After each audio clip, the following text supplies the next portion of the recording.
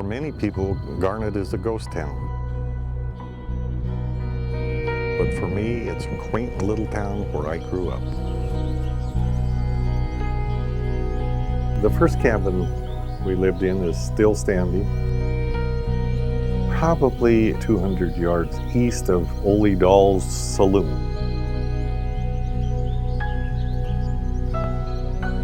It sits by a very tiny little stream in a very wooded area. And there's not much of it left.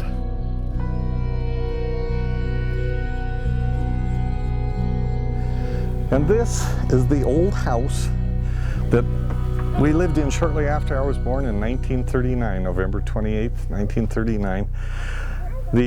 This was the living room, the dining room, and the bedroom.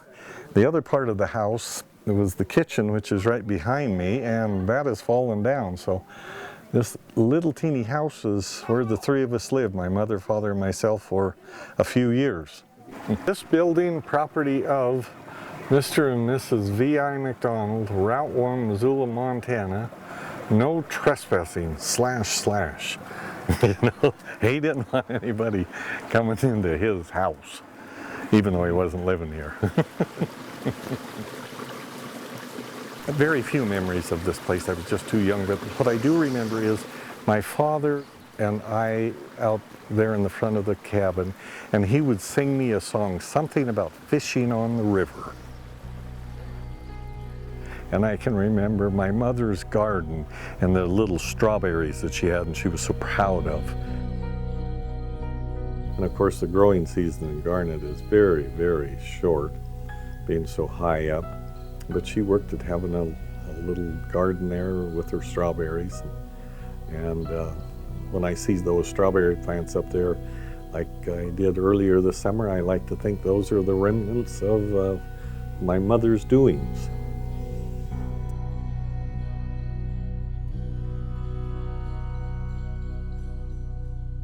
It's always interesting to me to still go up there and see remnants of the actions of my mother and father.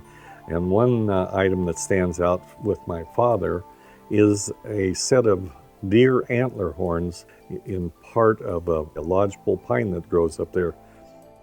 These are the antlers that are left over from my father's hunting episode back in the 30s, and I think it was in the early 30s. And the story he told me was that after he killed this deer, there was this little sapling right here, and he just thought it was a good place to stick the horns, and never thinking anything further about it. And you know, here we are, what, 80 years later, and those are the same horns, same place, same trees.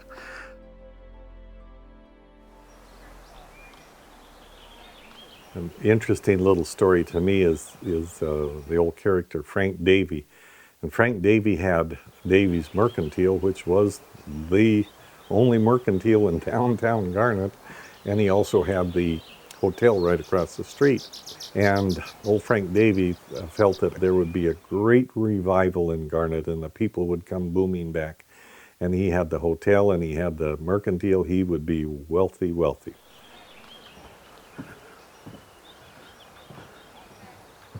Well, here's a listing of some of the old members of Garnet, including my relatives. And there's my old Uncle Marvin McDonald there. There's my father Vernon McDonald there. They misspelled his last name. And then I see up here, there's Mrs. Haw. That was my aunt. And then another Haw here, which was my aunt, or my cousin, I think. Then Mrs. M. McDonald, that was one of my uncle's wives. He loved marriage. He went through a lot of them. And that's about all that I recognize at the moment. And this is Frank Davy's old hotel that we're standing in. And I can remember when I was a youngster back in, like I say, 1949, 50, something like that. I was about 6, 7 years old, and we used to come in here to get old Davy. And he'd be sitting in the kitchen in there by that old big old stove that he had. My cousins were the ones that were really promoting it. Then they'd holler at him, "Davy, Davy, wake up." Come on, we want some candy.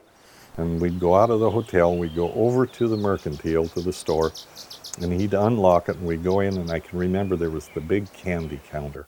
And they'd say, now, David, we want that one, and that one, and that one, and that one. And David would put the candy up there, and the kids would grab it, and he'd say, how are you going to pay for this?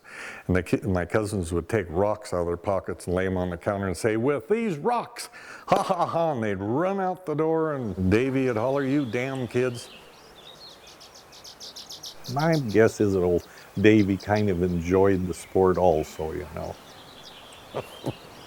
Oh.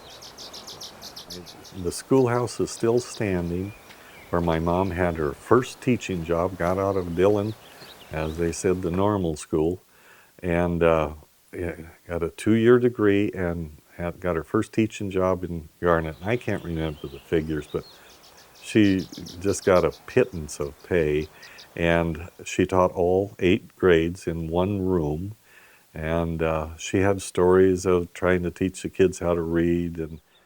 But she was teaching school at this very spot. She was always very proud of that.